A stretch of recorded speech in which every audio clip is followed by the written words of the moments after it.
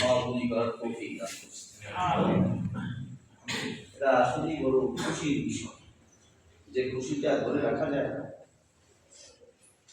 যে অনেকে বলে যে কালিমপুর মাদ্রাসায় মধ্যে মাদ্রাসায় লেখাপড়া আসে, তখন বুকটা হয়ে গেছে যে আসলে লেখাপড়া এত কষ্ট করে লেখাপড়া করা এদেরকে আমরা যে পকেটের টাকা খরচ করে কর্জ করে দোকানে বাকি বাজায় না, এদের বডি আমরা রিপোর্ট টাকা পাচ্ছি।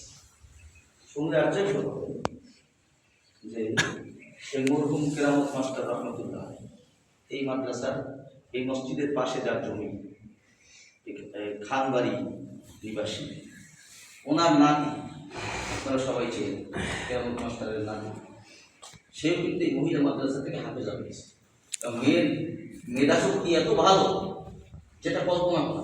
মেয়ের বাবাও মেন্টাল, মাও অসুস্থ, বাবাও অসুস্থ, কিন্তু মেয়েটা কোরআনে হাফেজ হয়েছে, ভালো হাফেজ, নর্মাল নেই, 5 জনের মধ্যে একটা, কিন্তু সে কিন্তু আমাদের মহিলা মাদ্রাসায় 1 টাকা হবে। হ্যাঁ, এবং আমরাও তাকে চাপ দিয়ে রাখা হতে পারি, কারণ জানি যে বাবা অসুস্থ, মা অসুস্থ, দেখিনি ওই একটা মেয়ে হাফেজ করার মানে ওর উচিতে আমার আব্বার খবর জান্নাতের বাগান করবো, এটাই আমাদের মূলত আশা। বলবেন যে আব্বার ব্যক্তিগত যে জাকাতের টাকা, আব্বার ব্যক্তিগত জাকাতের টাকা কিছু অংশ মহিলা মাদ্রাসায় দিতেন, আর অধিকাংশ এই মাদ্রাসায় মহিলা মাদ্রাসাটা দিতেন 15,000 10,000। তো ওরা আমার বিবি সাহেব, না আমি তো আব্বার জাকাতের হক দেন না, বিবি সাহেবের কাছে যাওয়া যায়, তার কাছে দিয়ে বলতেন এইটা আপনি দেওয়া দিয়ে খরচ করেন। সে আবার আব্বার টাকাটা আমি আব্বার জাকাতের টাকা এখন 1,000 টাকা আছে। এভাবে ওই ছাত্রীদের পিছনে আমরা খরচ করেছি। আল্লাহ রহমতে তার ফল এখন আমাদের হাতের কাছে আসছে, যে একটা মেয়ে হাফেজ পেয়ে গেছে এবং মেয়েটা ভালো হাফেজ। এরকম আমাদের এই পুরুষ মাদ্রাসায় প্রতি বছর 8 জন 10 জন 12 জন 15 জন হাফেজ হচ্ছে।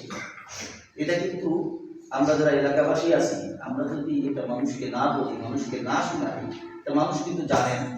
এই বিশেষ করে আমাদের মাদ্রাসার মোহতারাম সেক্রেটারি সাহেব আল্লাহ সাহেব অক্লান্ত পরিশ্রম করেন, আমাদের দেখভাল করেন, কারণ এরা আমাদের মাদ্রাসার মুরব্বী। আর বিশেষ করে আল্লাহ নুরুল আলম পনির খান সাহেব আমার দাওয়ী সাহেব, সেও মাদ্রাসার সহসভাপতি।